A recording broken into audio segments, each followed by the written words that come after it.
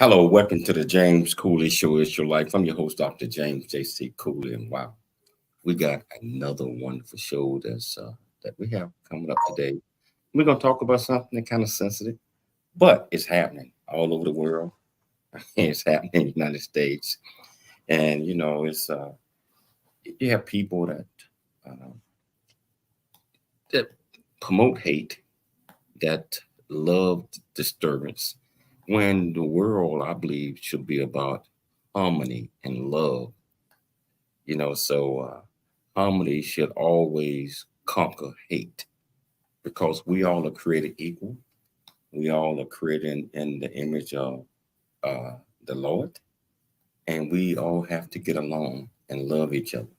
So I am excited about the show today, and I'm extremely excited about the guest that I have on, a very, very good friend of mine that's doing wonderful things. And I tell you what, I can't even start anything without bringing on the executive producer and the co-host, Dr. Michelle Cooley.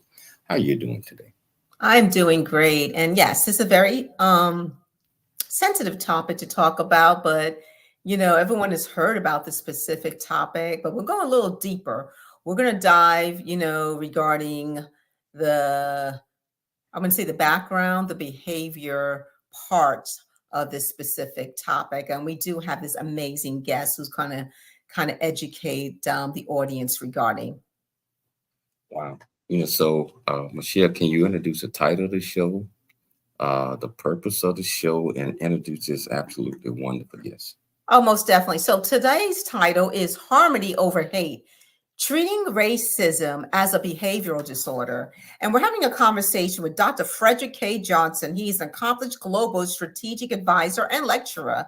We're going to talk about the key elements of racism, a call for classification, the power of social amends and atonement, and rethinking our approach to racism by enabling individual behavior change. So Dr. K. Frederick Johnson, an accomplished global strategic advisor and lecturer with over 2 decades of experience in manufacturing information systems, serves as a lecturer at the London School of Economics and Political Science, specializing in MOMS, MES, and IT transformation within biopharmaceutical manufacturing. He aligns his expertise with research on digital maturity, business agility, and social justice in IT. His collaborative approach and extensive international network position him as a reliable partner for organizations seeking effective solutions and streamlined manufacturing execution systems. Beyond his technical experience, He passionately advocates for social justice in information systems, emphasizing accessibility and benefit for all. His commitment to equity and inclusivity extends into the digital landscape, making him a catalyst for positive change within the manufacturing field. Embodying the Berkeley Haas principles, he challenges the status quo with approachable confidence, embracing the concept of lifelong learner and prioritizing the collective good over personal interest in his pursuit of continuous personal and intellectual growth. So please welcome, audience, to the show, Dr. Frederick K. Johnson. Wow. Is that me? Okay. I guess that's me. All right. Hey, first of all, I want to thank both of you, Dr. Cooley and Dr. Cooley. You know, we go back and, we've been knowing each other for a while, and I appreciate the opportunity to be here. I appreciate the platform and your time and effort, but I definitely appreciate the work that you're doing. So thank you so much for allowing me to be here today. Well, I'm so happy to have you here, man, because I tell you, man, you made some lofty goals about 10, 12 years ago, and about, becoming doctors and et cetera, about helping us shape the world ultimately in the way that we can, through love, not hate. And I think that that's what we're doing right now. So it's an absolute pleasure having you on the show, my friend, having you on the show. Hey, Fred, can you tell our viewers and our listeners a little bit more about you, where you grew up, why are you so passionate about what you do, and why do you feel that we can all help change the world with harmony, not hate? Yeah. So JC, I grew up in southeastern Wisconsin. And what a lot of people don't know about me is that I grew up in an interracial family. My stepfather was Caucasian. And my mother, of course, is African American. Many of the things that I've learned about race, many things that I've learned about racism, many things I've learned about hate over harmony, I actually experienced as a child. Now, I wouldn't necessarily call myself an expert, but I definitely have a lot of experience. And I believe many of the things that my family endured and how we overcame those is indicative or even transferable into a bigger context of society. We've had these same conversations, and I've endured a lot. But what I came to understand is, and particularly, JC, with my step grandmother who passed away, before she passed away, there was, we had a conversation at my sister's wedding. And in that conversation, there was a level of forgiveness, and that she was in a sense asking for me, but I didn't tell her that she had to say that. It was just known between us. There's a level of atonement that needs to happen between both people, right? And so when I wrote this paper, and the intersection is IT, but what I had to do is the intersection is social media, which is IT and those platforms. But what I had to do, JC, is I had to go beyond that to talk about some other different things before I can even address that. So I know a lot of people say, my background is manufacturing IT, but that's where the intersection was. But I had to go beyond that to bring in some of these other fields of psychology and things, and then talk about that. But I live here in Marietta, California, not too far from you. And I have a family, 2 beautiful children. I'm a professor. I have a job, a small business, and then I got this thing called the JCOM Innovation to Design Lab. And that's a group of me and my friends who get together and we talk and write about these things. And that's where this paper and so other papers are coming out of. Wow. So, hey, Fred, man, who were some of your role models when you was growing up that helped shape your thought process, mindset, and where you are going and where you want to lead others to? So I have about 2 or 3, and we had that role model conversation, right? So in business, there's this guy by the name of Robert J. Hollingsworth, a good friend of mine, love him. And he taught me the business behind business and manufacturing. Pretty much everything that I know about leading and manufacturing came from his MBA class. Then there's other men in my life, but they're really more on the spiritual side. There's Reverend George B. Hamilton, who's a really good friend of mine. He's my minister for a long time. And prior to him, there was another minister by the name of Reverend Lee Finley Jr. or Senior, who had a real impact on me. And then, of course, there's another gentleman by the name of Bishop Ronald C. Hinton. They're ministers, okay? And I also have a good friend by the name of Reverend Oscar L. Taylor II. So many of these men really embody the example. I wouldn't necessarily call them a role model, but I would say they are examples of how people who we share the same value system could shape their lives and live their lives, not just as men, but as women as well. Well, you mentioned value system, which is so important in shaping our thought process and our mindset. And value system mean, in other words, having values, being honest, having integrity, and having ethics, which is going to propel us, I believe, in ensuring that we stay focused and that we're able to learn from others, along as being able to teach others. So Fred, been knowing you a long time. Now, if and nobody probably has asked you this before, but if you had to come up with one adjective that best describes who you are. One adjective? Yeah, and why? Yes. Wow. Okay, Jason, just give me a second. I got a couple in there, and they're narrowing down. I would say unconquerable. And the reason why is I would say unconquerable because I think we need to have a spirit that's unconquerable, right? The idea is we fail at being at perfection every day, right? But as soon as you stop, that's it, okay? So there's things that I need to change about me. There's things that people need to change. And hopefully we see what those changes are, right? And it could be racism. It could be many different things, right? And we focus on those things. But if you have an unconquerable spirit, you can continue and not faint in the heat of the day, and you can get to your goal. So that's the one that it just got there, and that's what I would say.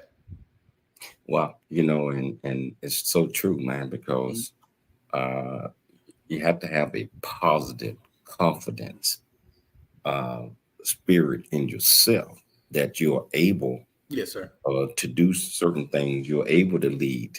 You're able to rationalize, and you're able to do a whole lot of things, especially influence from a good perspective, not a negative perspective. That's right.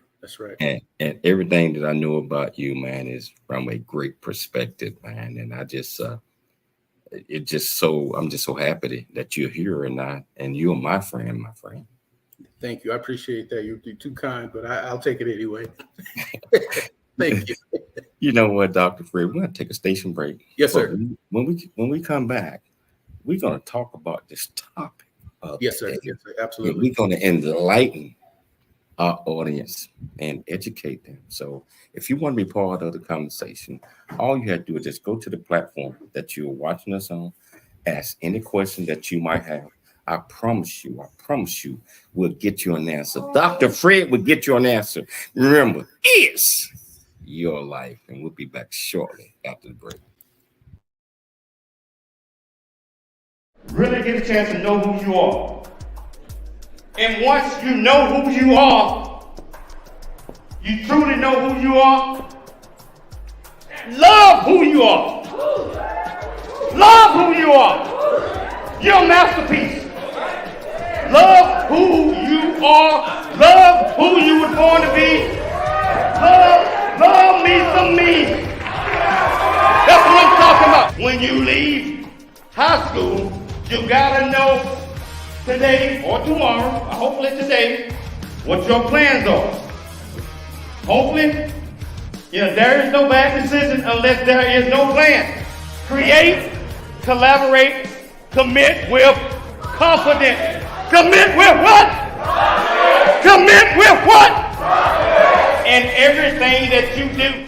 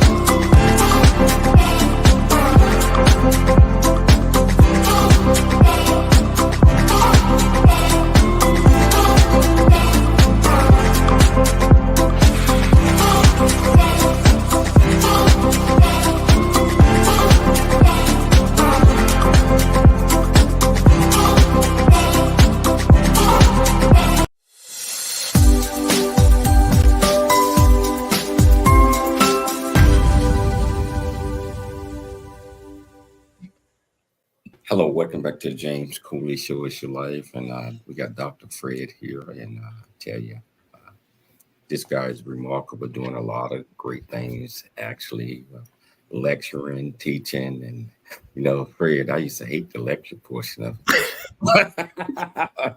You got to get it some way, JC. You got to get it some way. you got to get it some way. Yes, sir. I want to talk about the title of the show. And can you tell our viewers and our listeners why you chose the title, Harmony Over Hate, and Treating Racism as a Behavior Disorder? Yeah, that's deep, and that is a part of the things that I talked about in my family, right? And in order for us to kind of get to where we needed to be, we had to choose harmony over hate. That's it.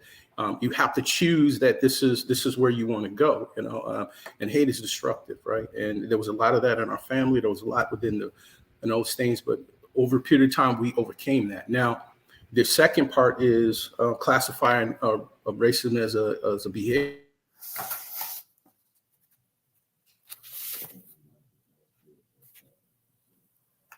Help people move forward when there's trauma and when there's things that they can't overcome themselves. Okay, we have to figure out how to get people who are ready to get help, people ready to tackle it. How do we get them help, right? And then the other thing too, JC, is nobody's going to raise their hand and say I'm the racist, right? Nobody's going to raise their hand and say that I'm going to do this. So we have mental health pathways, right? We've classified alcoholism as a disease. Remember, years ago, people like, alcoholism is a disease? How can I catch it, right? No, but now we have it. It's mature, 12 steps to do this. We can do the same thing with racism, because racism is something that's learned. We don't inherently come into this world saying this or that. We can unlearn it. And that's why I'm talking about classifying it, so it can have an ICD code that can be diagnosed and somebody can build towards it. Wow. Dr. Johnson, so what are the key elements of racism?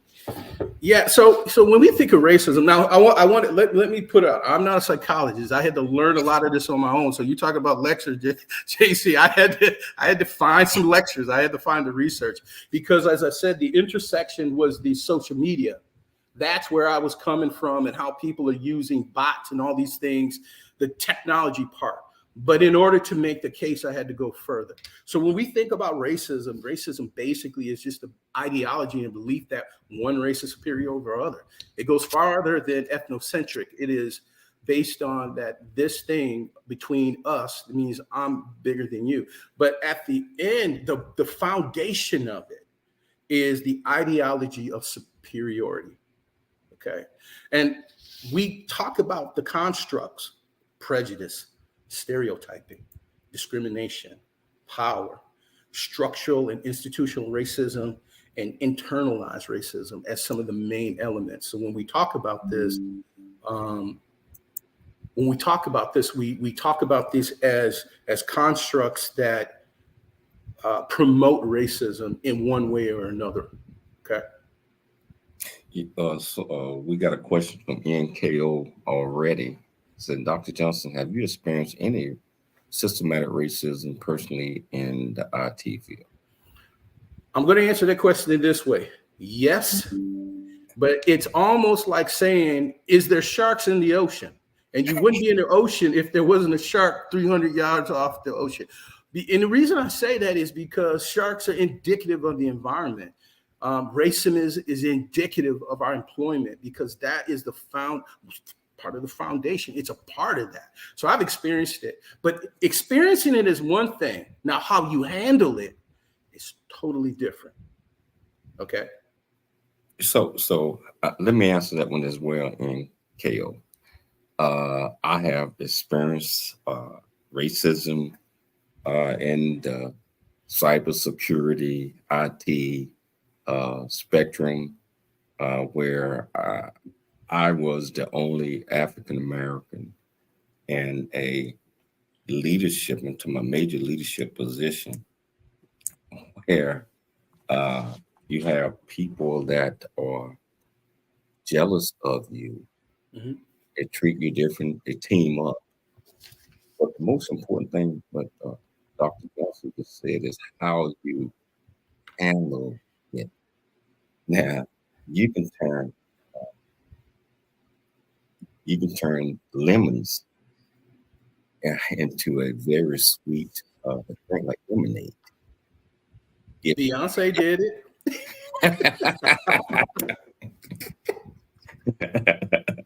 if you're able to understand that there's always going to be sharks out there that's going to try to take you down. That's right. Not because you are not worthy. It's just that the superiority of race sometimes is, we're better than you because I'm this color, I'm this religion, I'm this and I'm that, right?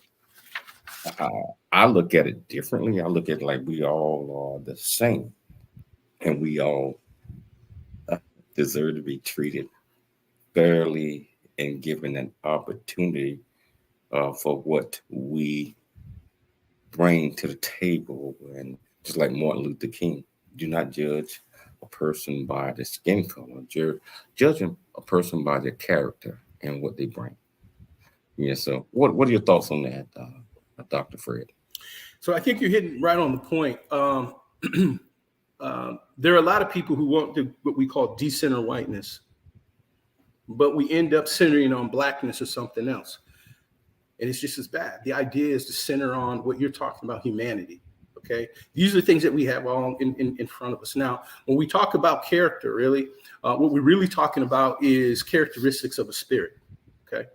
And when I look at what the actual issue is, when we talk about policies, you can send me a racist policy and I can print it out and put it on my dining room table. It'll never hurt anybody until I actually invoke it.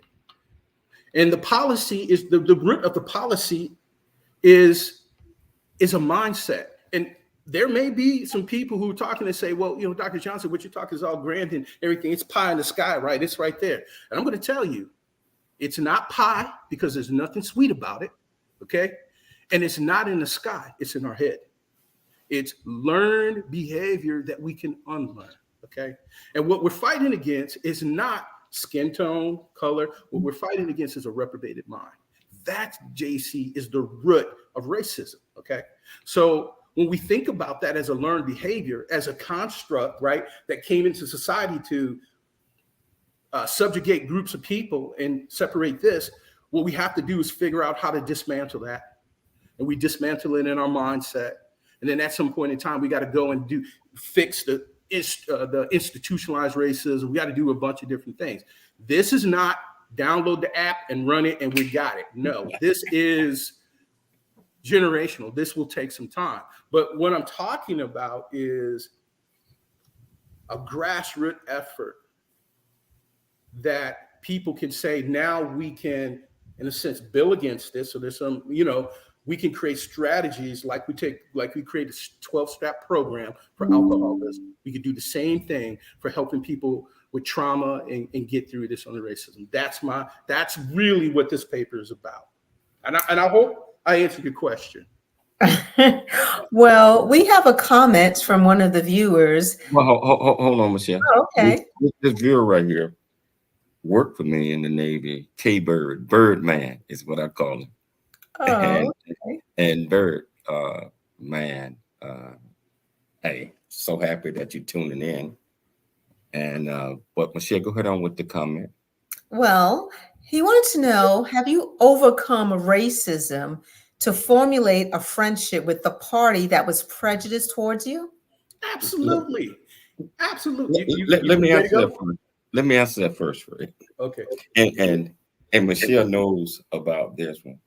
I was asked to speak a few years back at this event. I was not going to tell you where it was at, but I met this guy right outside the steam room where I'm normally, in my little office, and he sit back and just listen to everything that people come by, they talk and this, and that, all that, right? And he like, wow, well, you speak well. If you go back to school and get educated, and you might be able to make a difference and change some things, right? I'm looking at it because I had, I think, about 11 masters at that time or something like that. And I'm looking at him. I had a guy that was right next to me and said, sir, do you know who this is? I mean, he's educated. Long and short of the story, Birdman, is racism was there. This guy invited me, and he was a part of this big organization. He invited me there to speak. It was no blacks, no nothing, all well-to-do Caucasian. And he asked me to come there to speak. And the comments, Michelle, and the comments that they were making prior to me getting up there was, you got to listen to him. He ain't like the rest of them. He ain't like all this. Long and short of the story, it was total racism. At least that's how I felt. And when I got on stage to speak, I let them know. And I use this analogy like, wow, you guys say all these things. I look at the bio, look at this. And I get up on stage, and it's like I had a written speech, tore it up.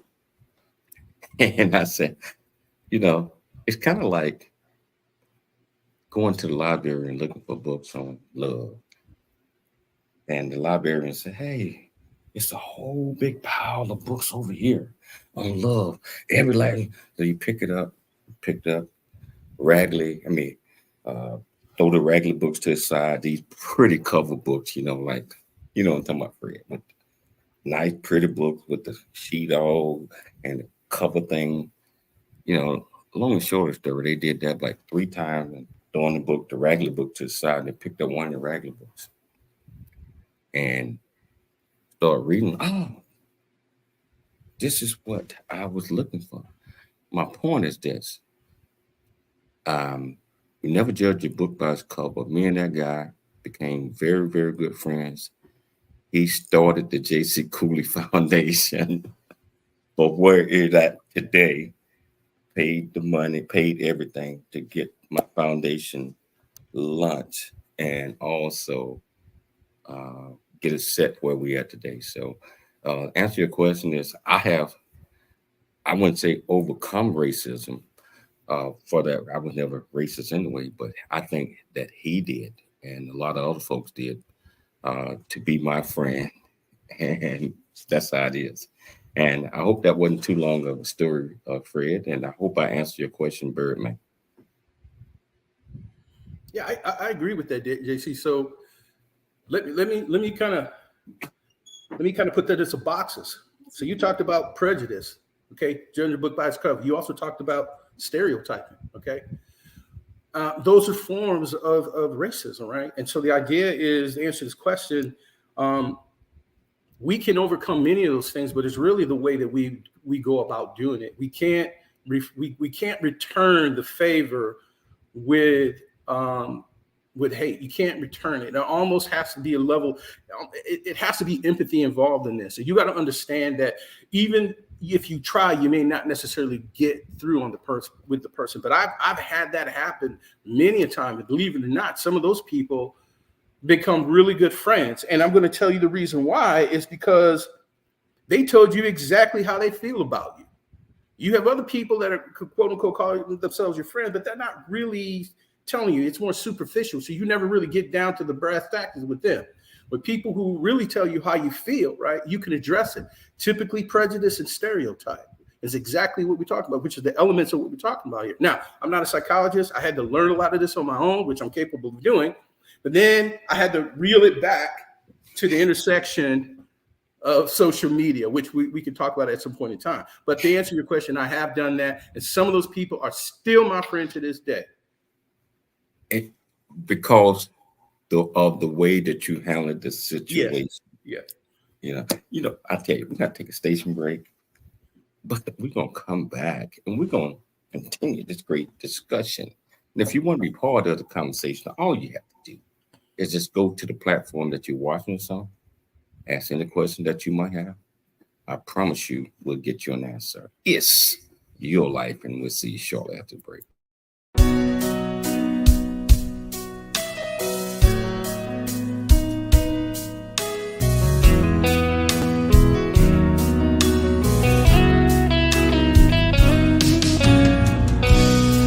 Where is all the good news? Where's the helping hand? Where are all the smiles I used to see? They gotta be here somewhere. I think I'll take a look around. Maybe try to find some harmony. All the love we used to know, just too hard to find. Giving in to feelings of despair. The world we knew is upside down. Fears replacing love. It hurts. No one seems to care. There's a smile that says hello. Another says goodbye. One that promises I'm giving you my heart. I've seen a smile convey I love you. I'm proud of who you are. The one that keeps us close when we're apart.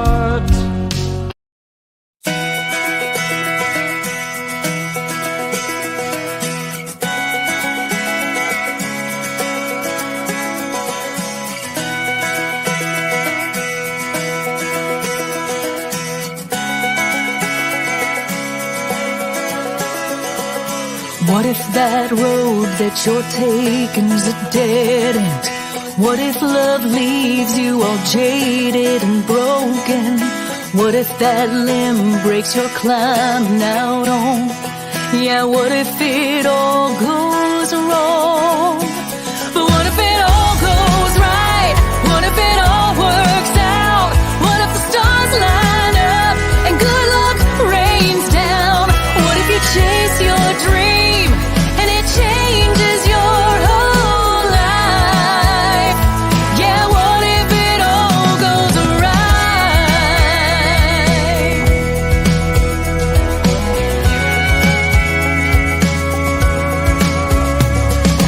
What if that road is a beautiful soul drive? What if that love ends up lasting a lifetime? What if that limb holds you oak tree strong? What if this time nothing goes wrong? What if it all goes right? What if it all works out? What if the stars line up and good luck rains down? What if you chase your dream and it changes your whole life? Yeah, what if it all goes right? What if you just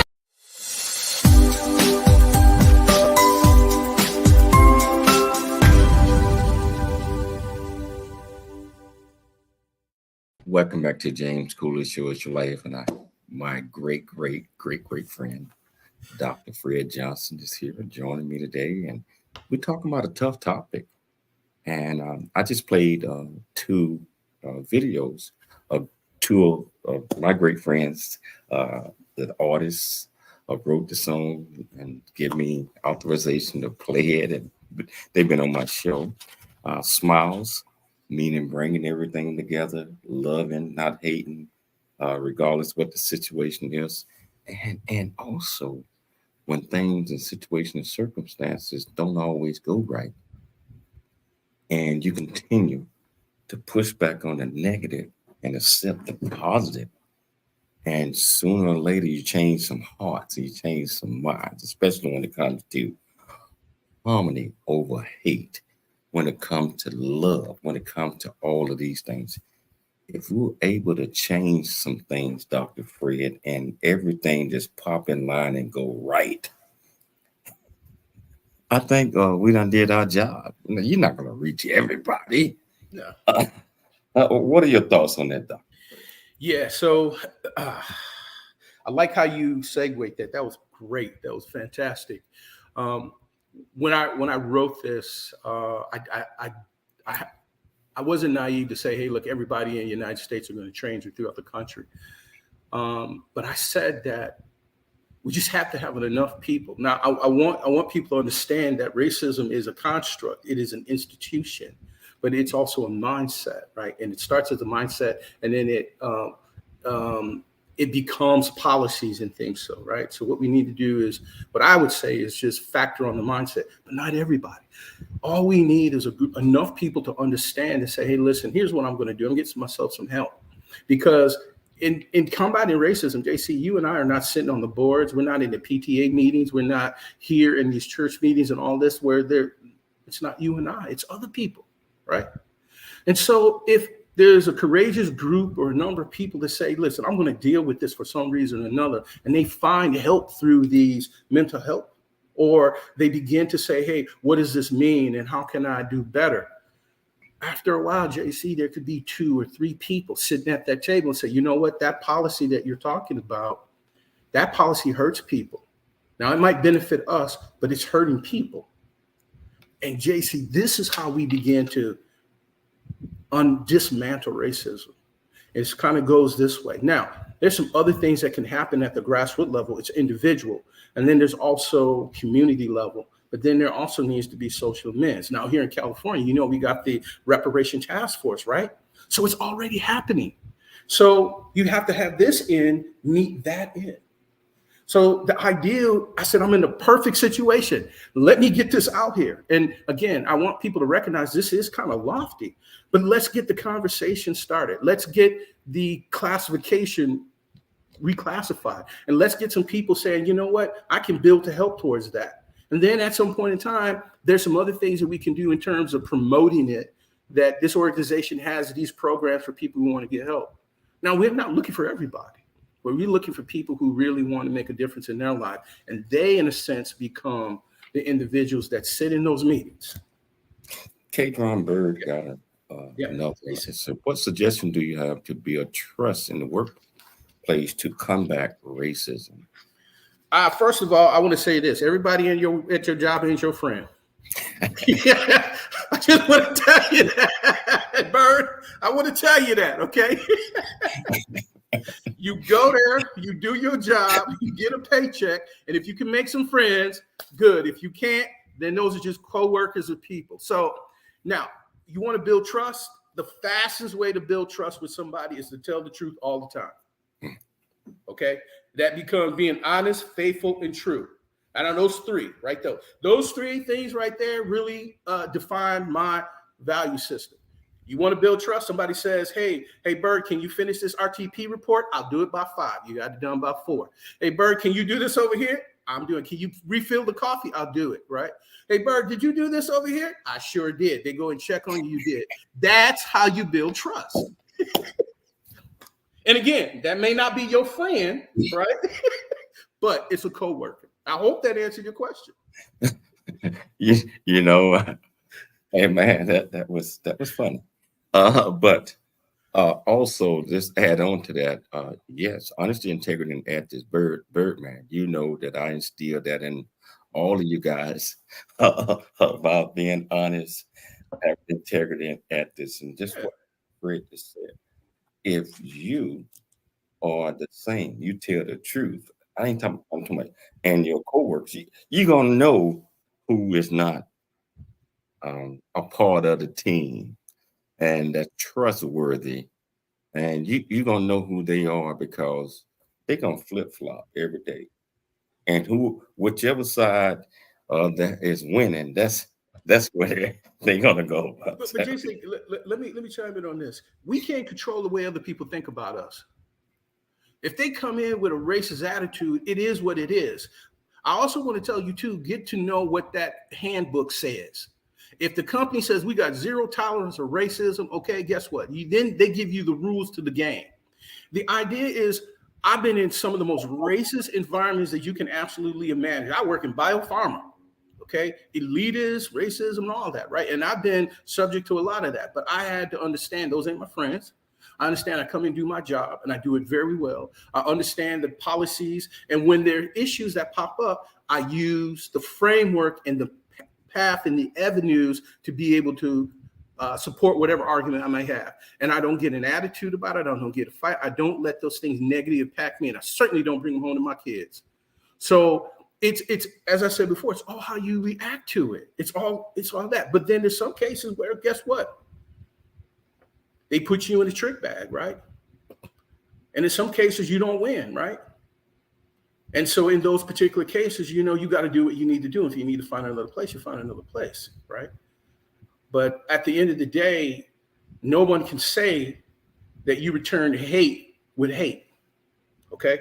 Nobody. And whether you believe it or not, there's going to be a group of people that are like, even though Fred is gone, that's the guy that I really wanted on my programs because I could count on him and he would do the right thing, even though they put you in a position to be exited. Wow. So that was where I put Dr. Fred. So what is the primary purpose behind the call for the classifying racism, and what specific goals or outcome are expected from such classification? Because it's a big disparity. But in my opinion, Fred, I believe that it only takes a couple of minutes to know who you're dealing with. Yeah, you're right. Can you talk about that? We got about 2.5 minutes for the break. Yeah, so the first goal is to get it classified so we can get an IC code, like a diagnosis code, like you have alcoholism, cancer, or something like that. Once the American Psychiatric Association says, yeah, we're going to classify it, we'll give it a code. Now it's in the ballpark for treatment. Okay, it's in the ballpark for treatment. Right now, it's in the parking lot and people talking about it, like me and maybe a few other people too. But once it gets in the ballpark and it's a billable code, changes the game.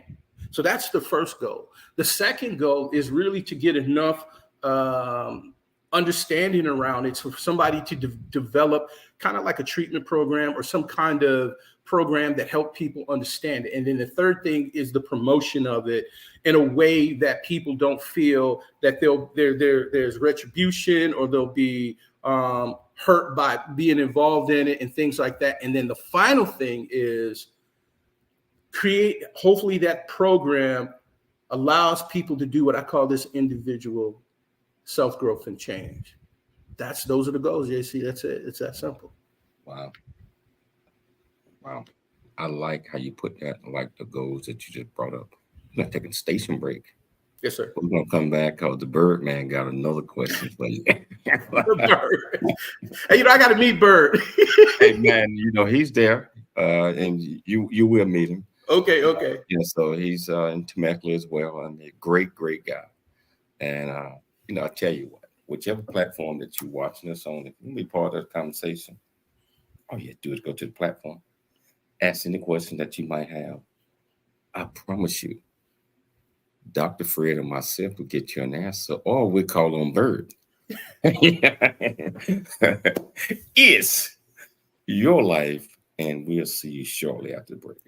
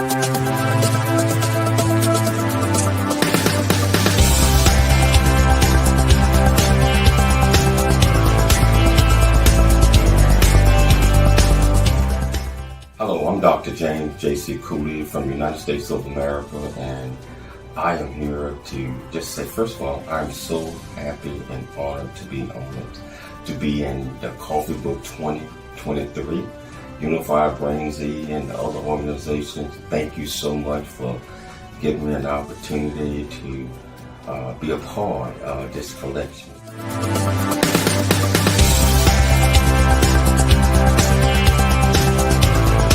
Really get a chance to know who you are.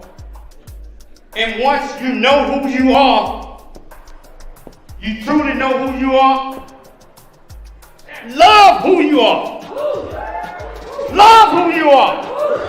You're a masterpiece. Love who you are. Love who you were born to be.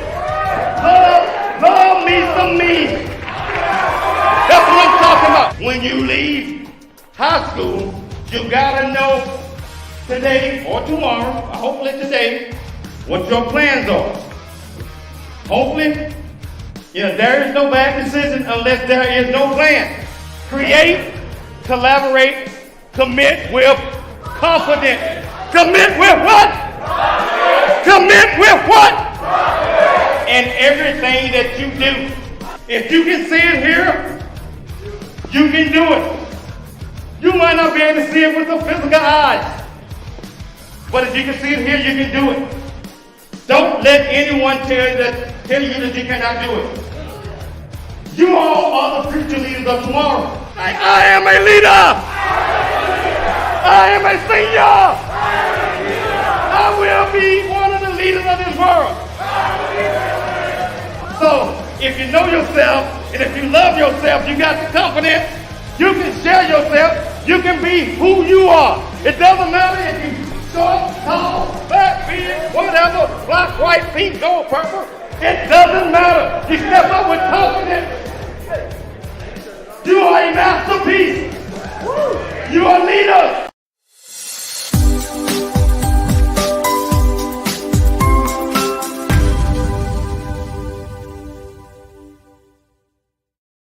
Hello, welcome back to James Cooley Show. It's your life, and I played that video because Fred said something a few minutes ago as it relates to the workplace. It's, first of all, everything that we do is in my world is based on what we call the 4 C's: create, collaborate, commit with confidence.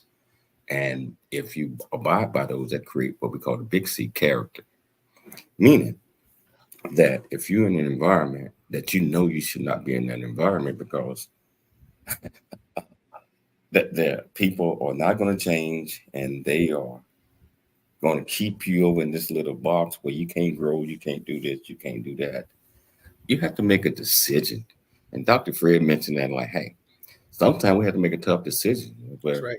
Well, we might have to move on from here because it ain't gonna change nothing. I ain't gonna make me better. It ain't gonna make anybody else better. So those are tough questions and those are tough things.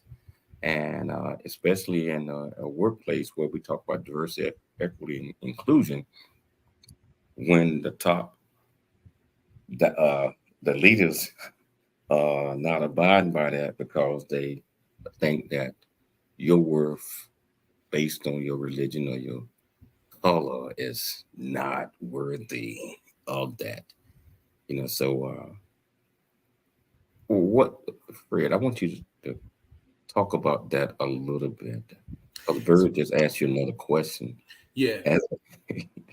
So I'm reading that. So he said, what kinds of inclusive initiatives or events do I believe are crucial in fostering a cohesive workplace environment free from racism? So first of all, Bert, I don't want to hurt your feelings. Okay. You will never, when I mean never, get we free from racism in the workplace. But what you can do is you can contain it like polio. Okay. The idea really is, I'm going to step back. Okay.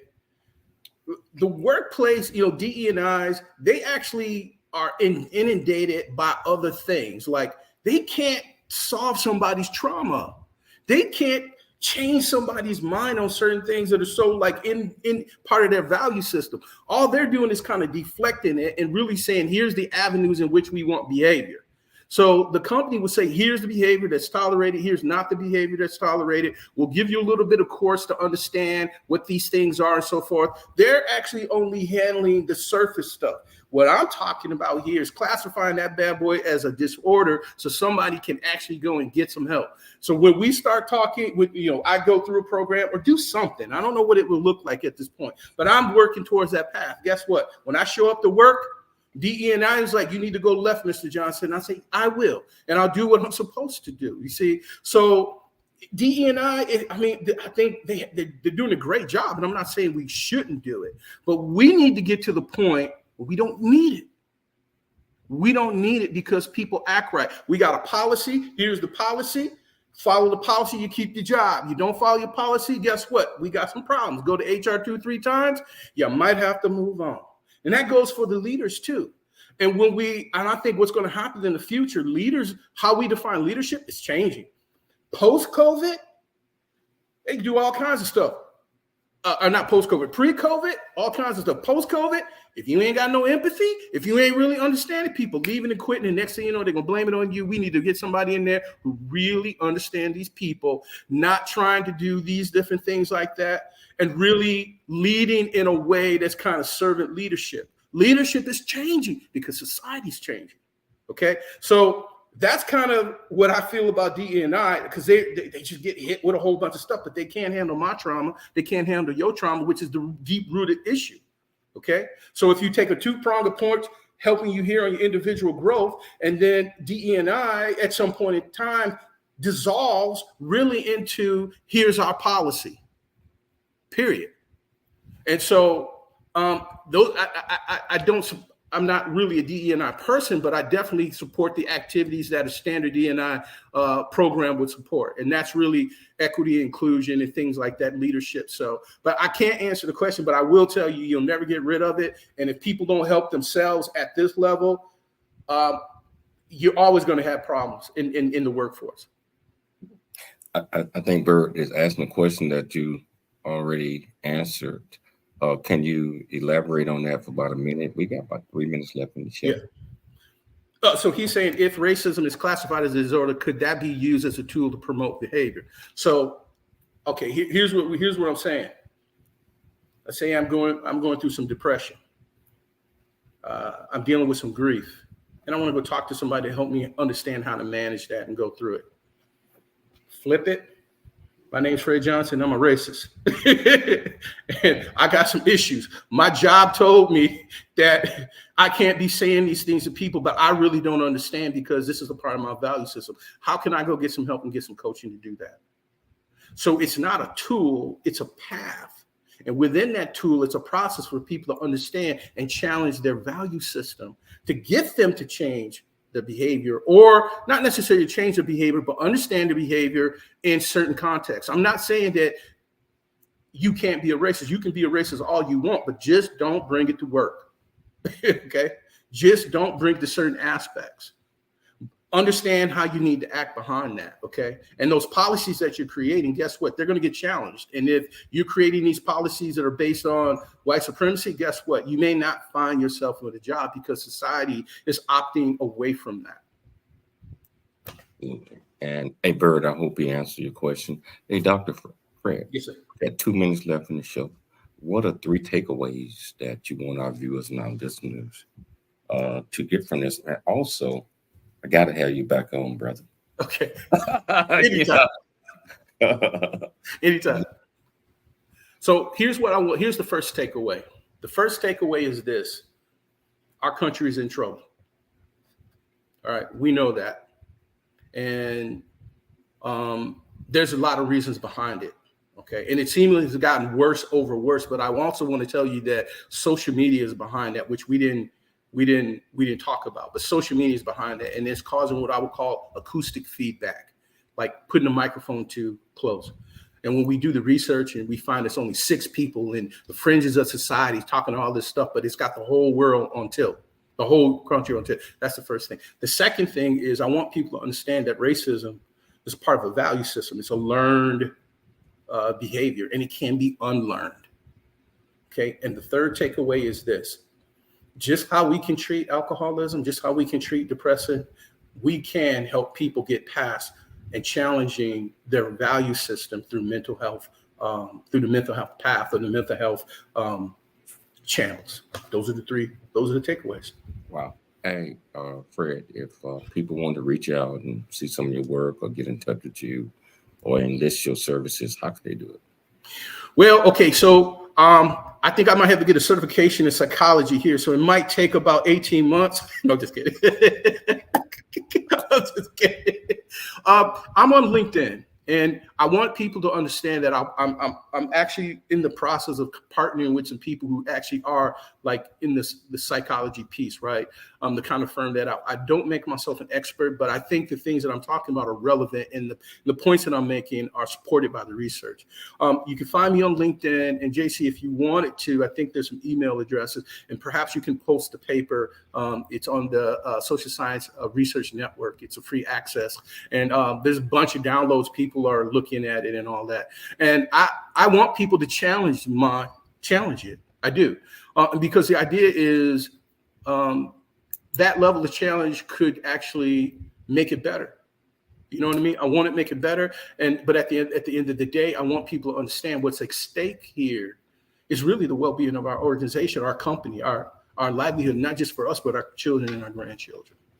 You know, Dr. Fred, I want to thank you so much for taking the time to come on the show. Just like I said, that you would be, but you're my friend. I mean, you live right around the corner from me. I know. Ain't that crazy? So thanks so much for taking the time to come on the show. I'd like to thank Dr. Michelle Cooley for putting together another absolutely wonderful show. Most importantly, I'd like to thank our viewers and our listeners for tuning in to the James Cooley Show. It's your life. I tell you, in the next couple of days, we're going to go over 45,000 subscribers on YouTube. Wow. You know, so I tell you what, always dream big, think big, and be big. Everything you do. We'll be back tomorrow. Same time, same place. Remember, it's your life. We'll see you then.